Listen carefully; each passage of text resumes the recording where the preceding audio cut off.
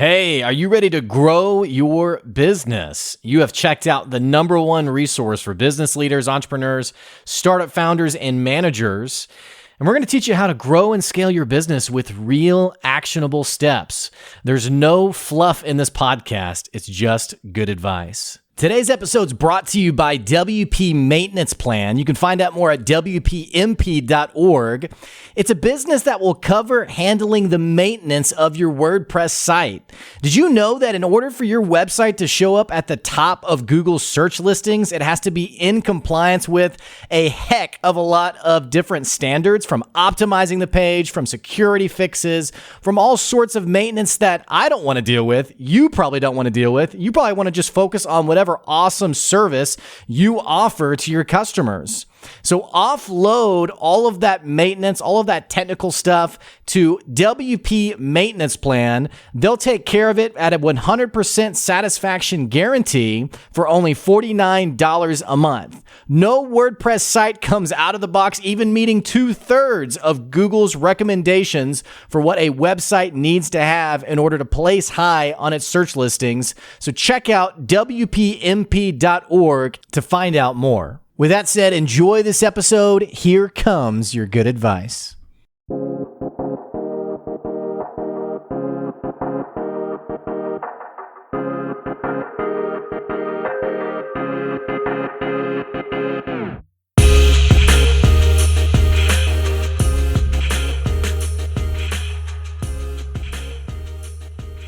Hey, thanks for checking out another episode of the Good Advice Podcast.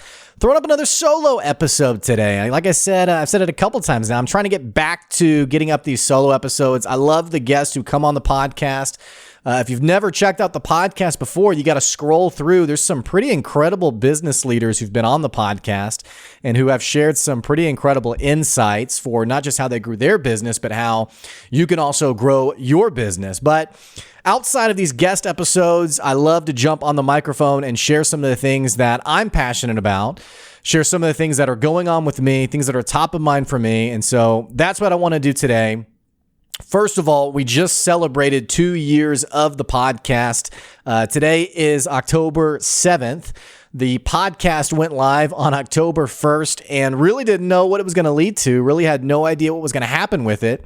I just knew that there was power in consistency and that I needed to jump on the microphone. And as my friend Randy Wilburn says, who, by the way, he's the host of the I Am Northwest Arkansas podcast, a pretty incredible podcast about our Northwest Arkansas area. I love his perspective. You have to just keep hitting record, he says. And I think that is so true for growing a podcast. So for 2 years now, I've jumped on the microphone. I've hit record. We've published episodes on, for the most part, a weekly or twice a week basis. And so I got to say, thanks for all the support. I got a Patreon coming up soon. It'll be down in the episode description. You won't see it right away because it's not up right away.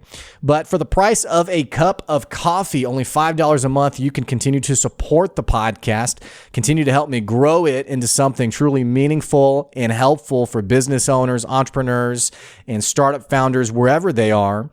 And so, 2 years now, didn't really know where it was going to go, didn't really know what was going to happen with it. But this year hit the top 50. I think we hit number 38 for all entrepreneurship podcasts. We hit top 200 for all business podcasts.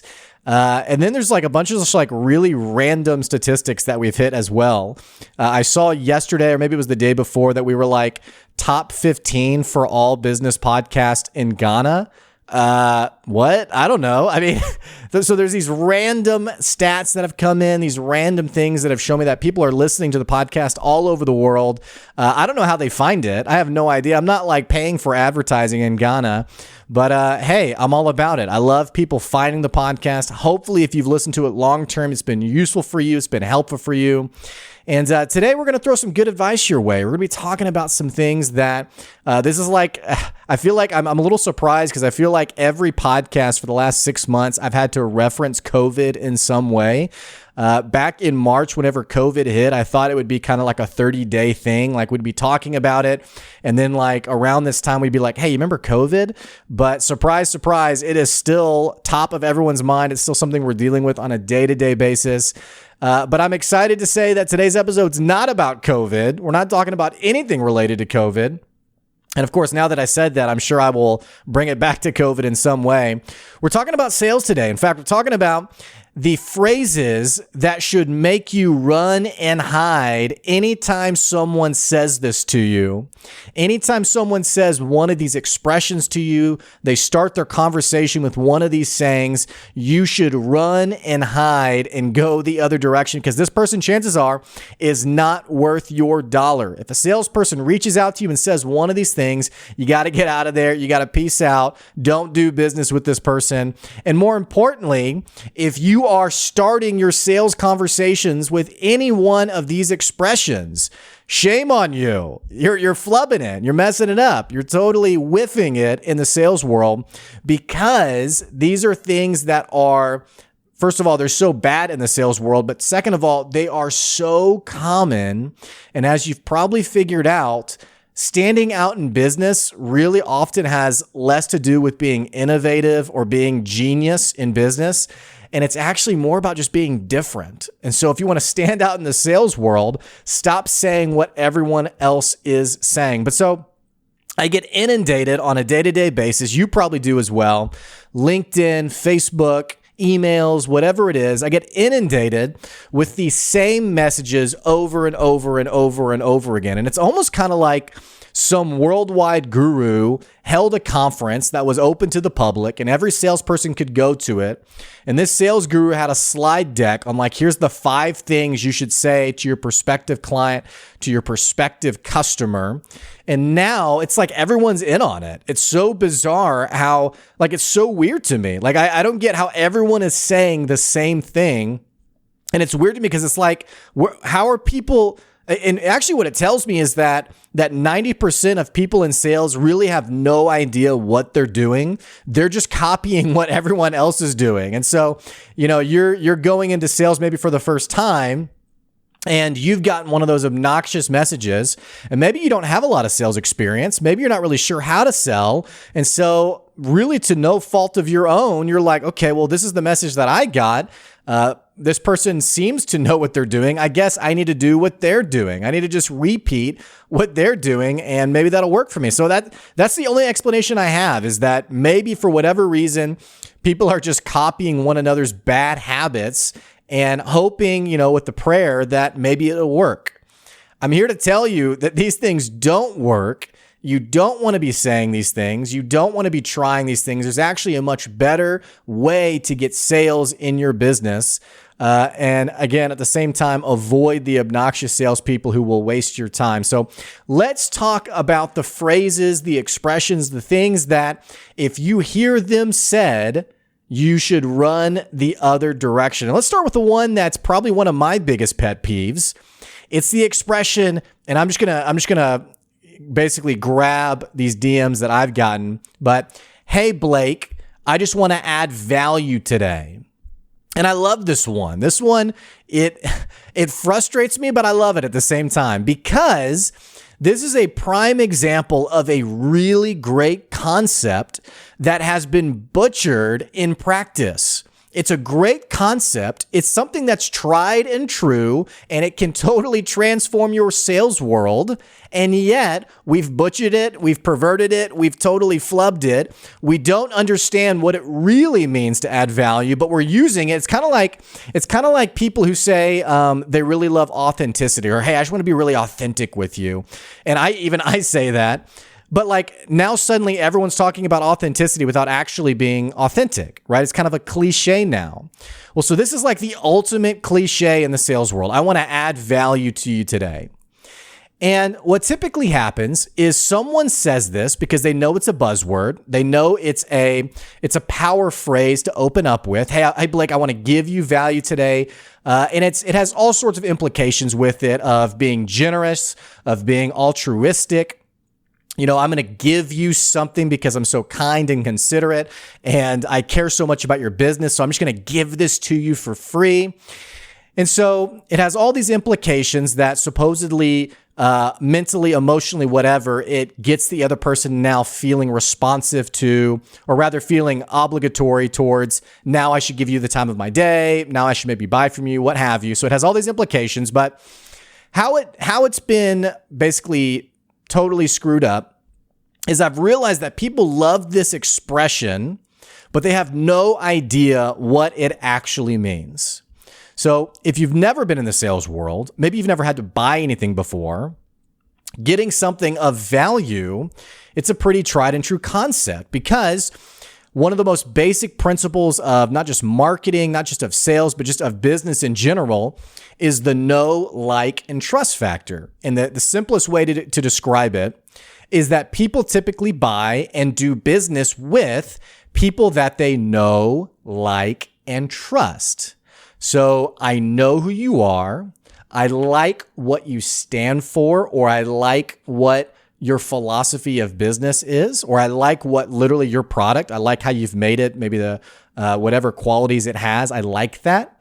And I trust either you to do what you say you will do, or I trust your product actually does what it's marketed to do. And so it's kind of like the easiest way to understand this is, you need to buy, I don't know. Most recent example for me, I needed to buy some cleaning spray for my kitchen. And this would have been, of course, I said I wasn't going to talk about COVID. Now I'm talking about COVID. I couldn't find any cleaning spray at Walmart. So I got on Amazon, which all the love to the Walmart family here in Northwest Arkansas, which I know there's like the ultimate back and forth of who's better, Walmart or Amazon. So I jumped on Amazon. I found some cleaning spray. I was looking for a brand to buy. I found one. So now I knew of this brand. I looked at what it did. I looked at the chemicals that were in it. And I thought, okay, I like that about it. I feel like I have a newborn. I want to be able to use this cleaning spray and not worry about, her growing like an extra appendage or anything like that. And looking at the reviews, I thought, okay, I trust that this is actually a pretty good product. And then I bought it. And then in terms of using it, I said, okay, yeah, I like it. And it's working for me. So I'm going to trust it and probably buy it again. So really simple concept. Well, in the value game, someone, however many years ago, realized that if you give people away stuff for free, if you give them value, it gives them it's a little bit of an appetizer of who you are as a business owner. It lets them know this is what you have, this is what you're offering. It's kind of like when you go to Walmart. So here you go, Walmart. Here's your accolade back in return. Now that I've promoted Amazon, it's like when you go to Walmart or you go to Sam's Club and you have the free sample people. Which I don't know about you, but some days it feels like just to make the day better, maybe we need to go on a little sample route, or we go from kiosk to kiosk and try, when you're hangry, you're really wanting something tasty, because these samples are pretty nice. They're typically pretty nice.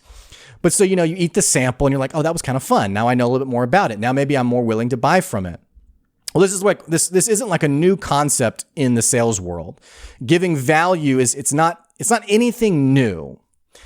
But the way we flipped it now is that people now like to say that expression without actually giving value. So let's take the samples analogy. You're at Sam's Club and I'm feeling pretty hungry right now. Let's just talk about like bagel bites or pizza bites, which are like the best snack to eat when you're really feeling down. So let's imagine there's a kiosk and the person's selling these really delicious bagel bites. Maybe it's like, I don't know what the 2020 version of bagel bites are, but it's that. And so you're hungry, you see it, the person hands out the tray of the bagel bites. You reach out, you pop one in. It's delicious. It's savory. It's warm, but it's not so hot that the cheese melts. It burns the roof of your mouth, excuse me. So it's the perfect temperature. It tastes so good. It actually tastes pretty fresh. And it's just delicious, So that's the value conversation. Well, how we flipped it is now take the same person and they say, hey, I have these awesome bagel bites for you. They're so delicious. I want to give you some value today. And then you reach out to grab a bagel bite and they slap your hand and they say, sorry, that'll be $2.99 if you want to eat one. Well, you're kind of like, maybe I'll buy it. I mean, if it looks appetizing enough, Maybe if I'm hungry enough, maybe if I'm desperate enough, maybe I will buy one. But unless you're really feeling those things, you're probably going to be like, okay, well, I think I'll just keep looking. I'll keep browsing. You'll go on to the next kiosk. You go on to the next person, the competitor who's set up shop, one aisle over, who's actually giving it for free. So like what's happened in 2020 is people will say, hey, I want to give you value today, but it's only value in language alone. They're only saying it because then the immediate follow-up is asking you to buy from them. So I'll give you a couple of examples I'll give you 3 examples. These are literally just in the last several weeks, 3 examples of this that I've received. I had a person who said, hey, Blake, and again, all 3 of these use the verbatim, I want to give you value today, or I want to show you value today. The first person said, hey, Blake, I want to give you value today. That's why I'd like you to buy my ebook on, and I think it was like Facebook funnels, Facebook advertising, whatever. And he said, it's typically $30. I'm giving it away for, which not even the right phrasing. Really, he was selling it. I'm giving it away for only $4.99. So pretty big discount. Well, I kind of laughed because I thought, well, this isn't giving value. You're literally asking me to buy from you. You've jumped the value conversation straight to, hey, buy from me. Second example was, again, hey, Blake, I just want to give you value today. And it then followed by this massive essay on this person's lead generation company. Here's all the customers we've helped. Here's all the results we've gotten from them. I'd love to jump on a call and tell you more about our service, our product. And I kind of laughed because I thought this is you getting me on a sales call. It's not you giving me value. In your mind, giving me value is me buying from you. And somehow you're doing me a favor by selling me the product. This doesn't make any sense. And the third one is just like the other 2. Hey, Blake, I want to give you value today. I'd love to learn more about your business and share how I might be able to help. Can we jump on a Zoom call? Here's my calendar link. I got this one just, I think, yesterday or the day before. And again, I'm thinking, this isn't you giving me value. This is you getting me on your sales call to improve your bottom line. It's actually nothing about me. It's really about you. And it twists what the expression originally meant. The expression literally was, because I care about you as a customer, because I want to show you good faith in me actually legitimately wanting to help you in your business, I'm going to give you value today in the form of this freebie, of just some free advice. Here's a great example. The guy who cuts my lawn, he does he's a great guy, by the way. And here's how I know he's a great guy is because I've had like these random, the person who goes above and beyond versus the person who does the minimum. So this guy, he comes and he cuts my lawn. I've had people cut my lawn in the past and, they cut it, they weed eat it, whatever. Well, I had some bricks in my backyard that were kind of spread about near the fence. And I have a little patio that has some weeds growing out of it. Well, this guy didn't just cut my lawn. He cut down all the weeds that were growing around the patio, which he didn't have to do. And he stacked my bricks in like a neat, tidy way. It's like he was like landscaping my backyard and he didn't have to do that. And so I'm already kind of invested in this guy's business. Well, I noticed that he processes every customer through Venmo. But so he also doesn't let you know when he's coming. It's like on every couple of weeks he shows up. And there's been a couple of times that I've forgotten to pay the guy. And so I'm not any disrespect to him. It's just a lot's going on. I'm not really thinking about all the things that I'm paying for. Well, understandably, there's probably other people who are forgetting to pay him. And so one way I might give him value is I might say, hey, I have some recommendations on how you can track your sales a little bit better, or how you can do invoicing in a way that won't cost you any more money or time, but it'll help you not lose track of sales. I'd be happy just to share that with you. It's just a mutual insight. That's just a mutual business owner. That's me giving value to someone. Now, would it be great as a small business owner if that person came back and said, hey, what do you do for a living? What does good advice do? Hey, can you grow my business? Can you help me as a salesperson? Can you help me make more money? Yada, yada, yada. I mean, yeah, that'd be awesome. But the point is I'm giving value because I legitimately care about this person and their business. And so that's it. That's what reciprocal business actually means and what it actually looks like. It's not this copy paste. I want to give you value. Oh, and then here's my sales message for the day. So if someone opens with that expression, chances are they aren't really trying to give you value. They're trying to take value in the form of your dollars. Real people who want to give value, they don't say, I want to give value. They actually just give you value. They just do it, right? It's like going back to the authenticity analogy. I don't have to tell you I want to be authentic. I just am authentic. I just act authentic. It's like with leadership. I don't have to say, hey, I want to be a servant leadership, or excuse me, a servant leader. I don't want to be a leader who serves.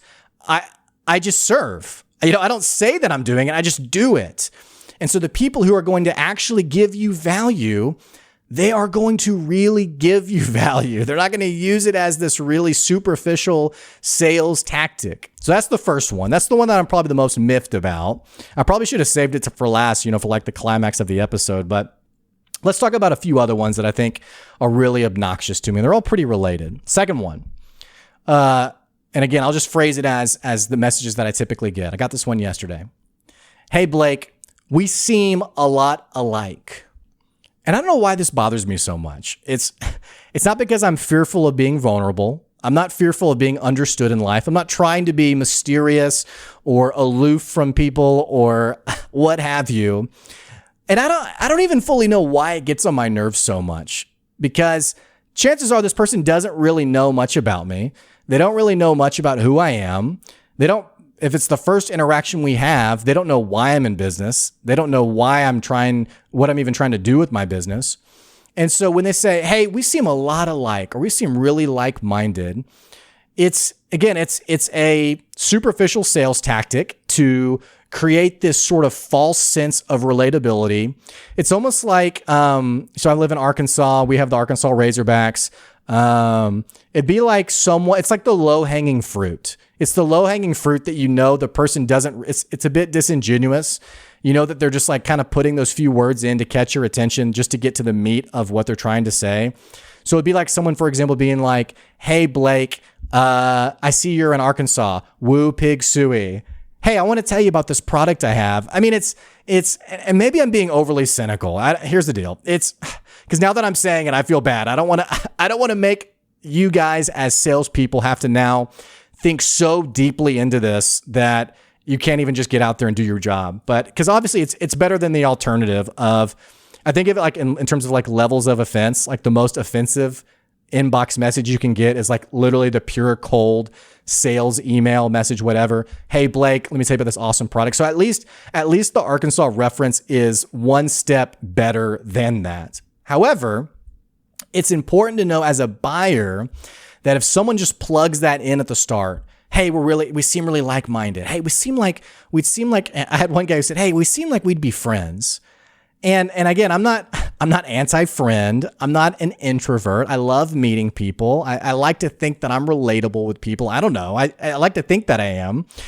But when someone says, I think it feels like we'd be friends, for me, that feels disingenuous and a little manipulative in the sense of you don't really know anything about me. And frankly, what comes after that really isn't anything about us being friends. It's about me buying from you.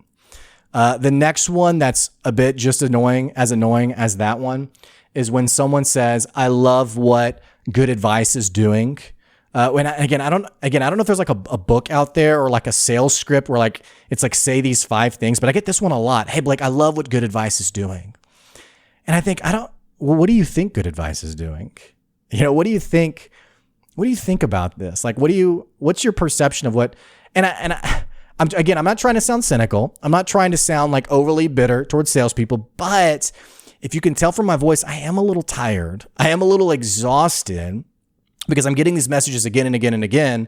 And I'm thinking you just reached out to me for the first time. You've never looked at my profile. You've never messaged me before. You don't even know I have a podcast. Or actually, what's really funny is going back to this exact verbatim, I love what Good Advice is doing. Someone uses the wrong business name. Hey, Blake, I love what Good Advice Coaching is doing. Okay, well, that's That's the web address, but that's not the name of the business. Or I had someone who reached out and said, hey, I love what Good Gear Hockey is doing. What? Good Gear Hockey? What? I love what Good Gear Hockey is doing.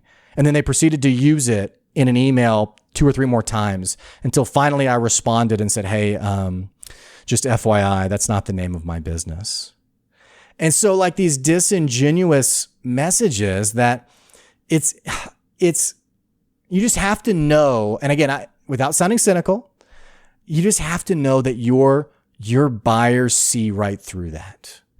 And frankly, if they are at all a meaningful customer, meaning they actually have money to spend, like they're willing to invest in things outside of their business, they're probably spending so much time running a successful business that they really don't have time for you anyway.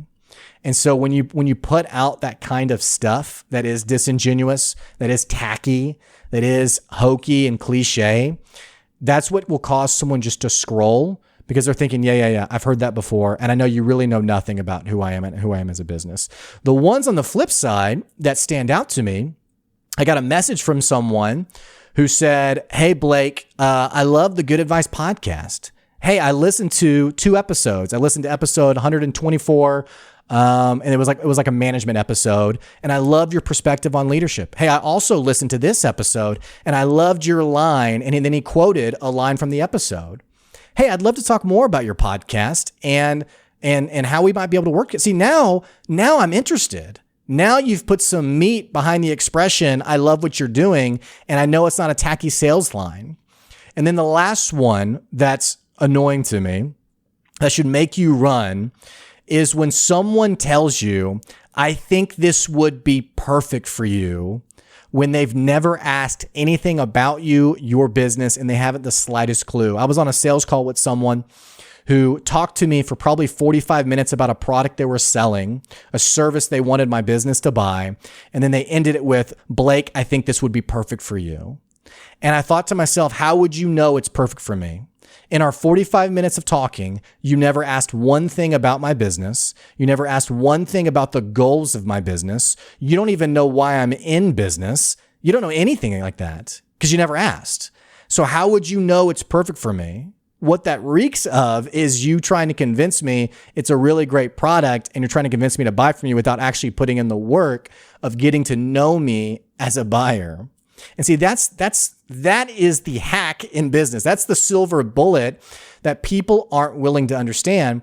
If you want to stand out in the sales world, if you want to stand out in the business world, you have to get away from these one-liners. You have to get away from these things that feel like, to borrow the expression I just used, that they feel like silver bullets. They feel like if you just say this, if you just do this, it works. It's like the person who sells the course on sales and they teach their people to say, always open with, I want to add value. Like we have to move beyond these cliché-isms and these superficial one-liners to actually understanding what's meaningful in sales.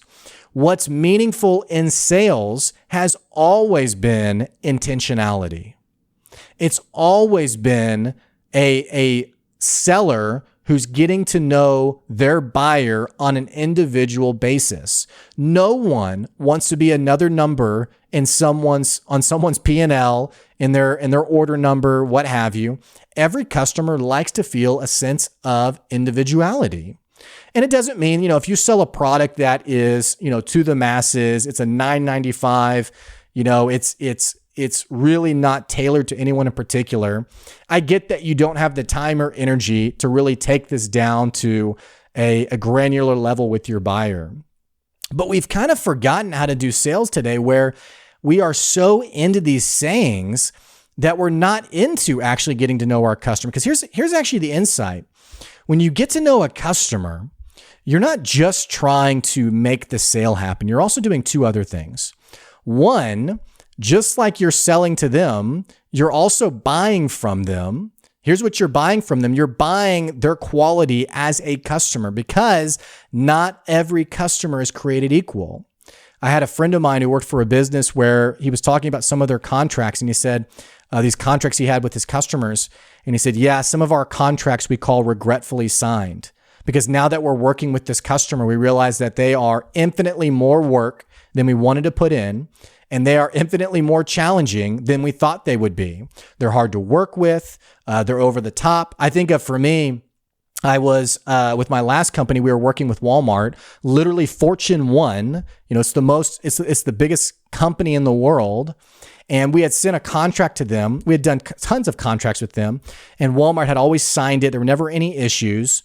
So we knew the contract, like in terms of how it was written, was fine because, again, biggest company in the world. They were like, yeah, sure, it looks great. Well, I picked up this small client. It was a company in another state.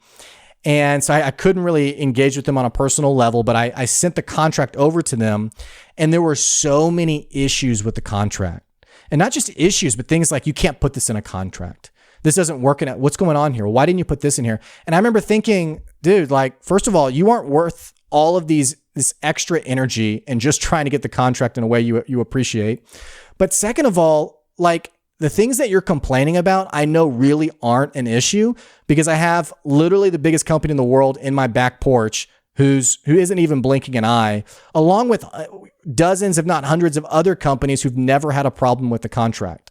And so not every customer is created equal in that some of them are more challenging to work with than others. And so the reason there has to be more of this superficial exchange is, again, you're not just trying to sell a product. You're trying to figure out, is this person frankly a worthy customer to invest now your time and energy into?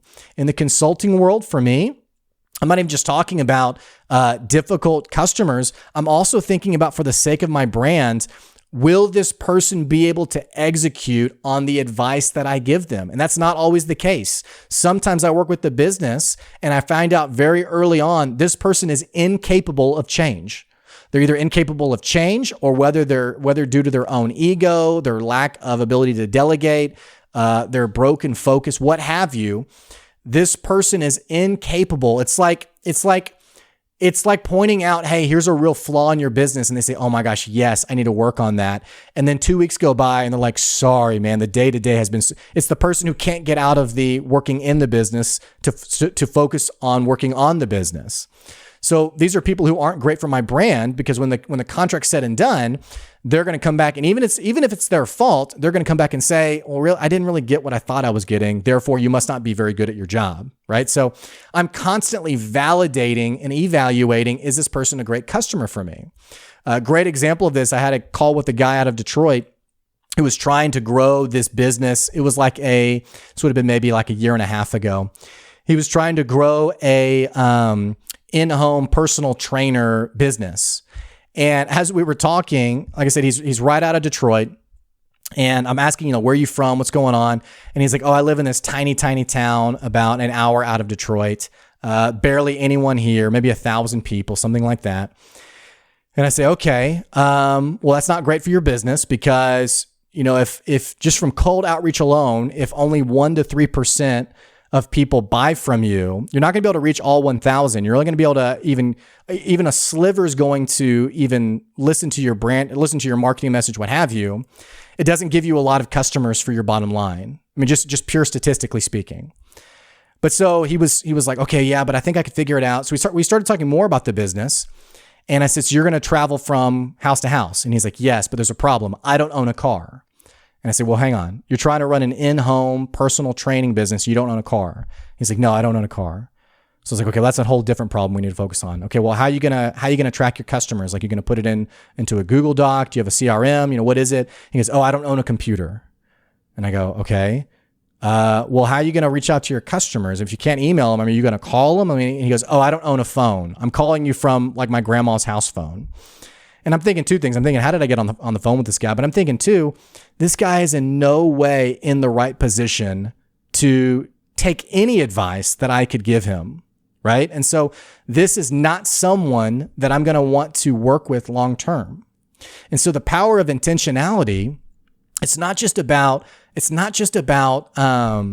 getting the sale. It's also figuring out, like, in this conversation with this prospective buyer, is this actually someone I want to work with? I had someone who, he's in a similar business with me, and he said it was like literally towards the tail end of the sales call where this person was ready to buy when a huge red flag went up. And I don't remember what it was, but it was something so significant that he, as the seller, was like, yikes, I cannot work with this person. And so he took his price and like tripled it or quadrupled it just so that the person wouldn't be able to afford it. Because he felt bad being like, well, hey, actually, never mind. I don't want to work with you. And so the person was like, well, I can't afford that. Sorry. But he was like, yeah, I don't want to work with this person either. So whenever we talk about sales, you don't have to fall back on these hokey expressions. You just got to get back to the basics, the things that actually have always worked in sales. And that's having an actual human conversation, talking to them, getting to know them, letting them talk rather than you presenting. So many salespeople jump on a call and they present for 30 to 45 minutes. I want to present to you my product and why it's amazing. Instead, flipping it, hey, tell me about your business. What's going on? What are some of the problems you're facing? Well, what's happening? Well, hey, have you tried this? Hey, when you tried this, what happened? Well, have you ever bought this product before? Have you ever used someone in my industry before? Okay, what was it like? Why didn't it work? You know, these things that are just, it's like, I don't know how to describe it other than like a real conversation. These are the things you should be doing in your sales calls. And when you insert back into sales, the human component, like the conversational component, the back and forth, the intentionality, and also not just the intentionality, we've lost our sense of patience in business. So if I don't sell you on the first call, you're not worth my time. If you don't buy from me on the pitch, now you aren't worth my time. And this kind of I don't know what to call it. It's not like even hunger. It's like this lack of long-term thinking is screwing over so many businesses. I had a guy who, he reached out to me and he said, Blake, I'd love to tell you about my product. I want you to know about this thing that I'm selling. And I didn't respond. He emailed me again. Hey, I want you to know about this product I'm selling. Didn't respond. Because again, it's just another message in my inbox. He called me, somehow got my personal cell phone number, which isn't posted. Got my personal cell phone number, called me there, left me a voicemail. Blake, I really want to tell you about this product. And so after a while, I got a little, I didn't know if I should be frustrated or impressed with his persistence. But finally, I don't typically do this with people. Finally, I responded and I said, hey, you know, obviously I appreciate that you are willing to really try to get me on the phone and talk about your product. I can tell you that I don't think that I'm interested, but from a pure relationship standpoint, from building a connection between the two of us, if you're willing to learn more about my business, I'm happy to learn more about yours as well. Like I said, I don't think I want to buy from you, but if making a new connection, if making a new relationship would be worth it to you, I'd be happy to jump on a call. And if nothing else, if I like what you have as a product, I am happy to recommend you to people who might be willing to buy from you. So right then and there, I'm already offering to potentially refer him to people. But so I made it clear I probably wasn't going to buy, but hey, we can jump on a call anyway. You know what this person said in response? Nothing. Didn't respond. Didn't take me up on it. Didn't. And I've actually done this a few times now that I think about it. I've done this a few times, and every time no one's ever taken me up on the offer. And it's sad to me because I think, man, you lost the potential for a customer because they made it clear they weren't going to buy in the first interaction with you. And if you're in sales, you have to understand that it is literally a marathon with some of your people, not a sprint. I've had amazing customers. I have a local hospital who's a great customer. It took 3 years to get them as a customer. 3 years. It wasn't this one call close, this email copy that I sent that closed them. It was 3 years of nurturing and building a relationship. And more often than not, I find that to be true again and again and again. I had a guy on the podcast too, incredible person in business. And we were talking about his business. And he said, for me to meet someone and close them as a customer, it's about 6 to 9 months. 6 to 9 months of letting them get to know me, like what I stand for, and trust me enough to buy from me. Again, this doesn't apply for everyone. If you're throwing your product on Amazon, you're probably not doing something like this. But if you're trying to sell high ticket things, or you're trying to build your raving fans, those customers who you retain, which you can do this on Amazon, by the way. Someone buys from you and you reach out, hey, thanks for buying this product. I just want to tell you thank you. Hey, I'm going to send you a thank you card in the mail. And you send it to their billing address, or their shipping address. Hey, thanks for buying. And it's separate. It's separate from the product. It's a handwritten note. There's ways to do this to get someone to be a return customer from you. Because otherwise people they're just attracted by cheapest price and value. Okay, well, this product is $1 cheaper, seems to do the same thing, so I'm going to go with them. But if you want to retain customers, if you want to build raving fans, customers you retain, this is the way to do it. Get away from the hokey one-liners and actually get back to the heart of sales, which the success of any business comes from being desperate and focused on solving someone else's problem. It's not about me. It's not about getting rich. It's not about, what will this now do for me? It's I'm passionate and I'm emboldened in my business because I deeply believe in what it does for the customer. If that is really true for you, then you will have the patience and intentionality it takes to actually set yourself apart from all of the noise and truly solve a problem for the customer, to actually have a conversation, to get to know someone and really develop the trust that's needed from them to buy from you. And what's so funny is it's not a sexy strategy, but it works again and again and again. And if you want to grow your business, you need to develop that appetite for real conversation and real relationships. Get away from the one-liners and do the real work it takes to grow the business. Hey, if you enjoyed this episode, definitely subscribe to the podcast. Definitely leave us a 5-star review. And as always, man, tell people about the podcast. I love getting people to check out the podcast, to email me, tell me they're enjoying it. And hey, I'm throwing up the Patreon for the Good Advice podcast. Something as cheap as $5, a cup of coffee a month, goes a long way in growing the podcast. I really appreciate it. We'll have another episode coming to you next Monday, another guest episode. Thanks for listening. We'll catch you later. See ya.